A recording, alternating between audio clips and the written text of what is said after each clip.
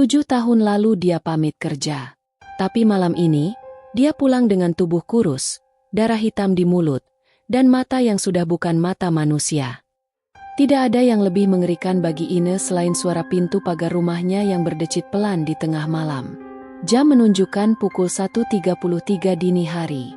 Angin menderu dari arah utara, membawa hawa dingin menusuk sampai ke tulang. Rumah-rumah di kampung gemuruh sudah tertidur lelap. Tapi malam itu, suasana seperti diaduk oleh sesuatu yang tak kasat mata. "Mak, itu suara siapa?" bisik Noni, gadis kecil berumur 10 tahun, yang menggigil di balik selimut. Tangannya memeluk boneka kelinci lusuh yang sudah bolong di bagian telinga. Ine menelan ludah. Keringat dingin menetes dari pelipisnya.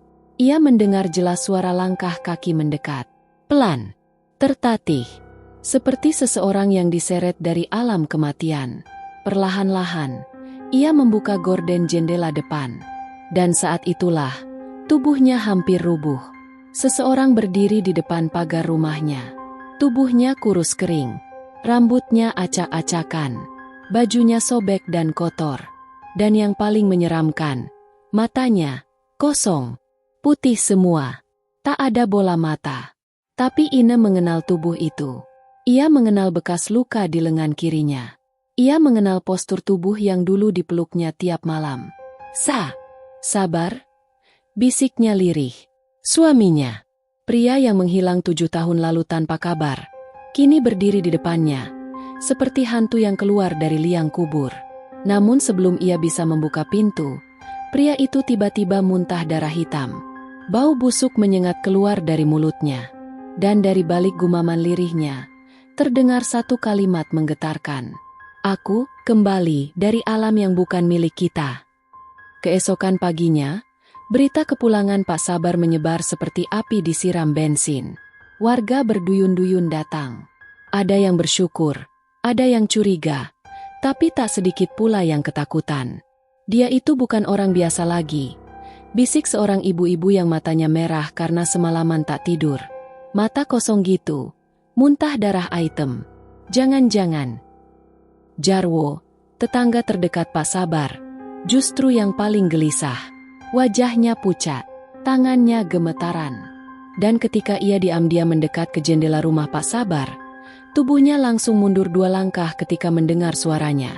"Kau yang kirim aku ke sana, Jarwo. Kau yang jadikan aku tumbal." Jarwo langsung pergi, tak bicara sepatah kata pun. Ine yang melihat semua itu mulai curiga. Ia teringat 7 tahun lalu, saat suaminya mengabari bahwa ia akan ikut proyek tambang bersama Jarwo. Sejak malam itu, Pak Sabar menghilang. Dan anehnya, sejak itu pula usaha Jarwo tiba-tiba melejit. Dari tukang bangunan biasa jadi juragan material besar. Semua seperti kepingan puzzle yang mulai saling terhubung. Malam kedua setelah kepulangan Pak Sabar, rumah itu tidak seperti rumah biasa. Tangisan dan jeritan menggema dari dalam kamar. Suara seperti tulang dipatahkan. Teriakan minta tolong. Dan suara cambukan. Tapi tidak ada siapa-siapa di dalam kamar selain Pak Sabar yang terbaring sendiri. Ine dan Noni hanya bisa menangis di ruang tengah, memeluk satu sama lain. Namun saat adzan subuh berkumandang, jeritan itu hilang. Berganti dengan suara shalawat lirih dari dalam kamar.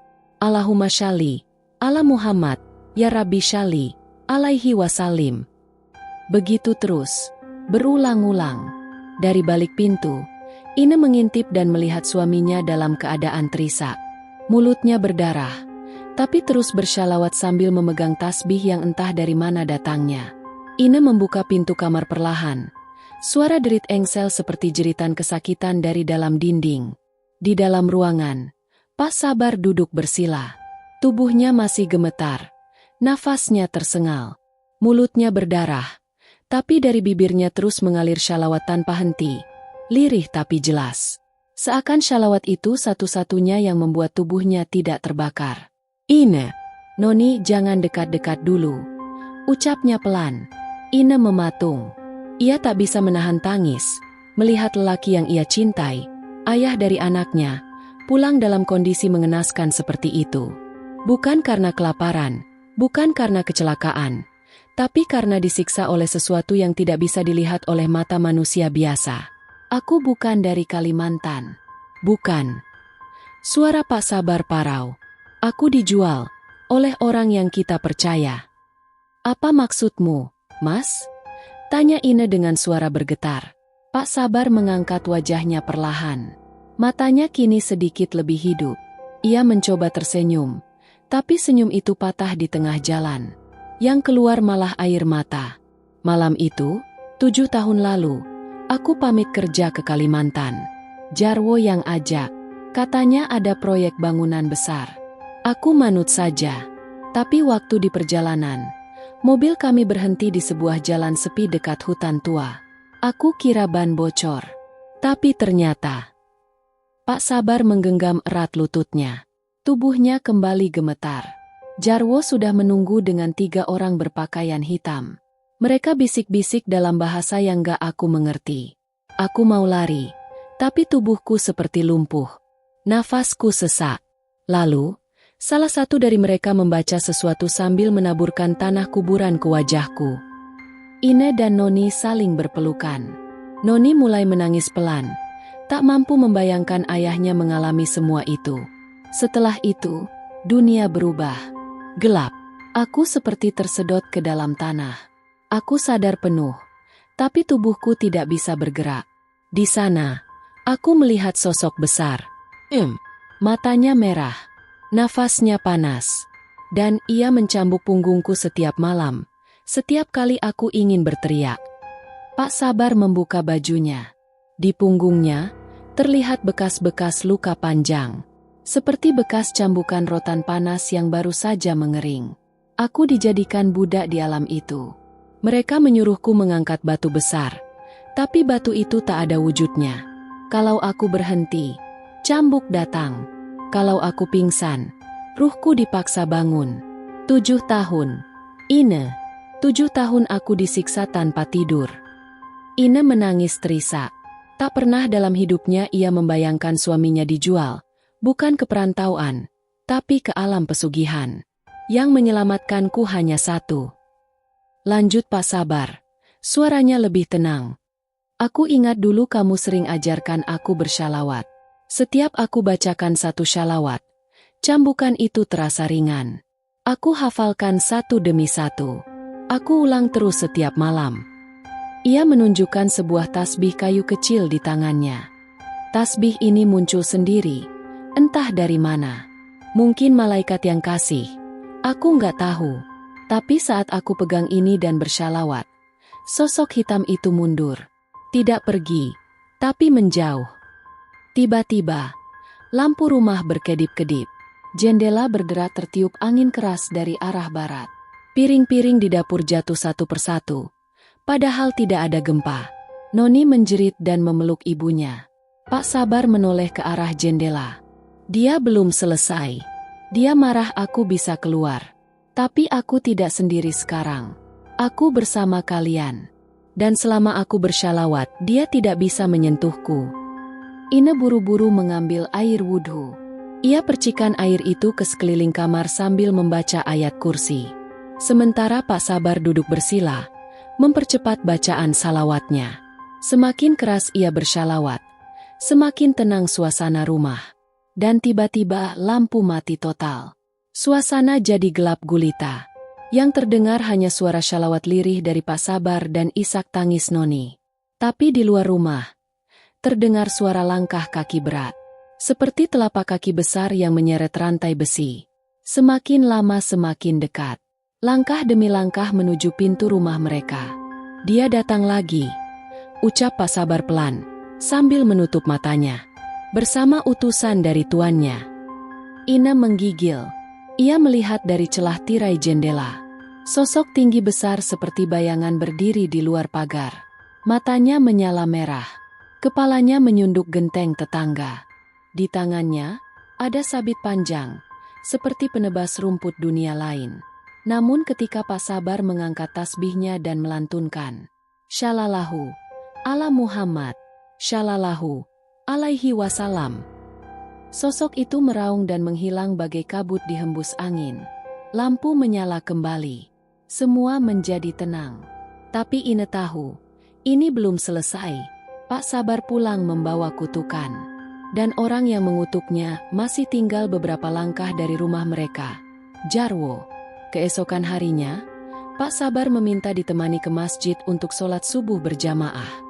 Meski tubuhnya masih lemas, ia ingin menyucikan dirinya. Di masjid, para tetua kampung memeluknya. Beberapa menangis melihat keadaan Pak Sabar. Namun tidak dengan Jarwo. Jarwo tak datang ke masjid pagi itu. Bahkan saat warga berkunjung ke rumahnya, pintunya terkunci, dan jendela ditutup kain hitam. Aneh, biasanya dia rajin subuhan, gumam seorang bapak. Pak Sabar hanya menatap lurus ke arah rumah Jarwo. Bibirnya bergetar, matanya tak lagi kosong, tapi penuh api marah yang ditahan. Orang yang menjualku ke setan harus bertanggung jawab, ucapnya lirih. Karena aku belum selesai menyelesaikan perjanjian yang tidak pernah aku buat. Kampung gemuruh, desa kecil di lereng bukit, tampak damai bagi orang luar. Sawah hijau terbentang, udara sejuk, suara gemericik sungai mengalir tenang. Tapi bagi warga yang sudah lama tinggal, kampung ini bukan sekadar tempat bercocok tanam, melainkan wilayah yang menyimpan cerita gaib, bisikan dari alam lain, dan kehadiran makhluk-makhluk yang hanya muncul saat matahari terbenam. Dulu, kampung ini pernah dikutuk, bisik Mbah Minto, sesepuh desa, sambil menyeruput kopi pahitnya. Pak Sabar duduk di beranda masjid. Tubuhnya masih lemah, tapi hatinya kuat menahan amarah dan rasa takut yang saling bertabrakan. Ia ingin tahu semua yang pernah terjadi di kampung ini. Ia merasa semuanya berkaitan dengan penderitaannya selama 7 tahun. Mbah Minto melanjutkan, puluhan tahun lalu, ada orang yang datang dari luar desa. Ia tinggal di rumah tua yang sekarang ditempati Jarwo. Katanya seorang dukun pesugihan. Banyak warga yang datang diam-diam untuk minta kekayaan cepat. Dan rumah itu? Tanya Pak Sabar, suara berat. Tempatnya pesugihan gua lampah. Tempat persembahan tumbal manusia. Setiap 7 windu sekali, harus ada yang dikorbankan. Kalau tidak, setan penunggu gua akan datang dan memakan anak sulung si pelaku. Pak Sabar menghela napas panjang. Hatinya makin yakin, rumah Jarwo bukan rumah biasa. Apalagi, sejak ia hilang dan Jarwo jadi kaya, sudah 3 pemuda kampung juga raib tanpa jejak. Semua warga tahu, tapi tak ada yang berani bicara. Jarwo punya kekuatan. Dulu pernah ada orang mencoba membongkar rumahnya malamnya. Seluruh isi rumah itu terbakar. Tapi anehnya, rumah Jarwo tetap utuh. Tidak ada yang hangus. Cerita Mbah Minto sambil menatap ke kejauhan. Pak Sabar mengepalkan tangannya. Syalawat masih terlantun pelan dari bibirnya. Ia tahu, musuh yang dihadapinya bukan manusia biasa, tapi setan dan perjanjian berdarah yang belum berakhir. Di sisi lain kampung, Ine dan Noni berusaha menjalani hari seperti biasa. Tapi sejak kepulangan Pak Sabar, rumah mereka tak pernah benar-benar tenang. Tiap malam, angin aneh berputar di atas atap. Suara kaki telanjang berlari di loteng. Bayangan hitam kadang terlihat berdiri di dapur, memandangi mereka diam-diam. "Ibu, malam kemarin ada yang bisik namaku dari jendela," ujar Noni, suaranya lirih. Ine menoleh, wajahnya pucat. "Apa katanya?" Dia bilang, "Kau belum bebas, ayahmu belum lunas." Ine langsung mengambil air wudhu dan memeluk anaknya. Ia tahu, perjanjian yang dibuat Jarwo belum berakhir. Dan roh yang kehilangan tumbalnya, kini menagih nyawa ke keluarga mereka. Rumah Jarwo berdiri di ujung jalan kampung gemuruh. Rumah itu terlihat megah, bertingkat 2. Temboknya dari batu hitam mengkilat. Tapi tak ada satupun warga yang betah melihatnya lama-lama. Ada aura dingin dan tajam yang keluar dari dalam temboknya. Siapapun yang berani menginjakan kaki di halaman rumah Jarwo setelah maghrib, pasti sakit demam 3 hari 3 malam. Bisik Pak RT suatu sore. Dan betul saja, pernah ada seorang tukang pos baru yang datang kirim paket malam hari. Esok paginya, ia muntah darah dan kabur dari kampung. Tak pernah kembali. Pak Sabar menatap rumah itu dari kejauhan. Matanya menyorot tajam. Ia tahu, disitulah sumber masalah. Di balik rumah besar itu, tersembunyi tempat persembahan tumbal. Dan kemungkinan besar, nama dan fotonya pernah dibakar dalam ritual darah oleh Jarwo. Masuk rumah itu, sama saja menantang iblis, kata Mbah Minto. Tapi kalau kamu mau benar-benar bebas, kamu harus cari benda yang dulu dijadikan medium tumbal. Apa itu? Tanya Pak Sabar. Mungkin rambutmu, pakaian, foto, atau kuku. Biasanya disimpan di ruang bawah tanah. Di belakang rumah Jarwo ada pintu kecil, hampir tak terlihat. Itu jalan masuk ke bawah. Pak Sabar mengangguk. Walau tubuhnya masih lemah, niatnya sudah bulat. Ia tak bisa hidup tenang kalau medium tumbalnya masih berada di tangan pelaku. Malam harinya, Pak Sabar mulai merancang cara menyelinap masuk. Sementara itu, dari dalam rumahnya, Jarwo terlihat gelisah. Ia duduk di ruang tengah, dikelilingi lilin merah, dan di depannya ada kendi tanah liat berisi darah ayam hitam. Kenapa dia bisa pulang? Harusnya sudah hancur jiwanya di alam sana. Gumamnya, di balik dinding, terdengar suara menggeram. Kau ceroboh, Jarwo. Kau tidak selesaikan syarat terakhir. Terdengar suara dari kegelapan. Suara yang dingin dan berat, seperti bisikan dari liang kubur. Apa yang kurang? Tanya Jarwo dengan panik. Kau tidak potong lidah tumbalmu. Ia masih bisa bersyalawat. Dan syalawat itulah yang membakar alamku. Jarwo gemetar. Ia menunduk. Takut. Kau harus kembalikan dia, atau gantinya adalah nyawamu. Jarwo menjerit. Ia tahu, waktunya tak lama lagi. Ia harus menghentikan Pak Sabar, sebelum syalawat yang keluar dari mulut lelaki itu menghanguskan seluruh kekuatan pesugihannya. Di rumah Pak Sabar, malam itu Ine bermimpi aneh. Ia berada di dalam gua gelap. Di sekelilingnya ada mayat-mayat membusuk. Di ujung gua, berdiri sosok pria tinggi berwajah Jarwo, tapi dengan lidah panjang menjulur sampai ke lantai, dan mata merah menyala. Sosok itu berkata, "Suamimu belum bebas. Jika ingin selamat, kau harus datang ke rumahku dan lihat apa yang kusimpan di bawah tanah." Ine terbangun dengan napas tersengal. Peluh membasahi seluruh tubuhnya. Tapi tekadnya tumbuh. Ia tak bisa diam. Malam itu juga, ia menulis surat kecil. Mas, malam ini aku pergi ke rumah Jarwo. Aku yakin, sesuatu yang bisa membebaskanmu ada di sana. Doakan aku kuat. Surat itu ia letakkan di atas sajadah, tepat sebelum ia menyelinap keluar rumah, menantang kutukan rumah megah yang berdiri bagai istana iblis di ujung kampung. Malam itu sunyi. Angin berhembus membawa aroma tanah basah dan wangi dupa yang entah dari mana asalnya. Ine berjalan pelan menyusuri gang kecil menuju rumah Jarwo. Tangannya gemetar, tapi tekadnya kokoh. Dalam dadanya hanya ada satu niat, membebaskan suaminya dari cengkeraman gaib yang membelenggunya 7 tahun terakhir. Ia mengenakan kerudung hitam dan membawa sebotol kecil air wudhu serta Al-Quran saku pemberian almarhumah ibunya. Dengan hati-hati, ia memutar pagar besi tua yang berderit keras. Suaranya cukup membuat bulu kuduk berdiri. Anehnya, tak ada satupun lampu menyala. Seolah rumah itu tidak butuh penerangan. Langkahnya pelan menapaki halaman. Aroma kemenyan semakin kuat.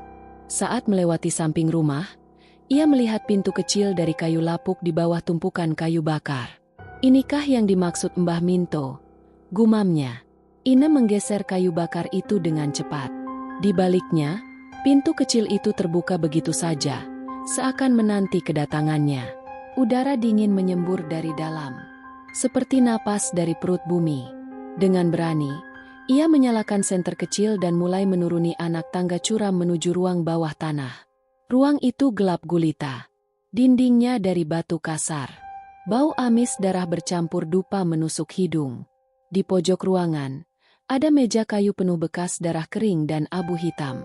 Di atasnya, terdapat foto-foto beberapa orang, salah satunya Pak Sabar.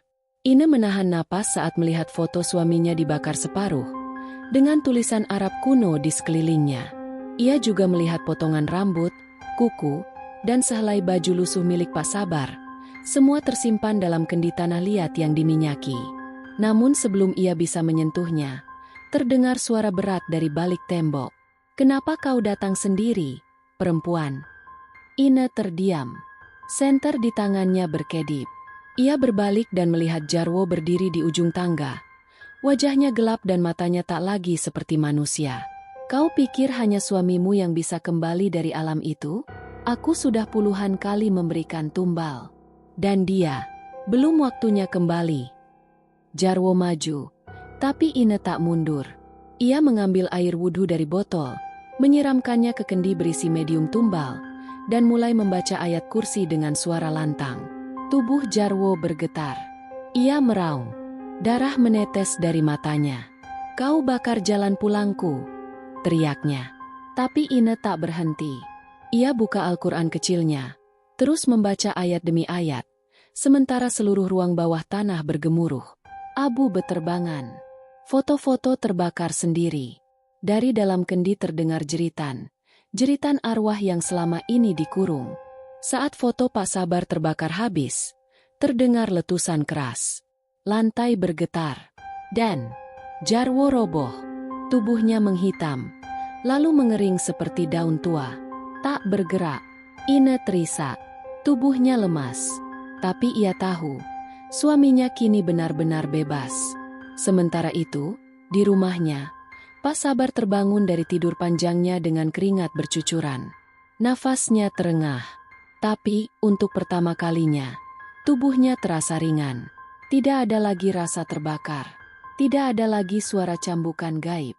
Dan yang paling terasa, jiwanya kembali utuh. Ia berdiri perlahan. Noni tidur di sampingnya, menggenggam tasbih kecil milik ayahnya. Pak Sabar menatap langit-langit rumah dan berbisik, "Terima kasih, ya Allah, Engkau lindungi keluargaku." Beberapa saat kemudian, pintu depan diketuk.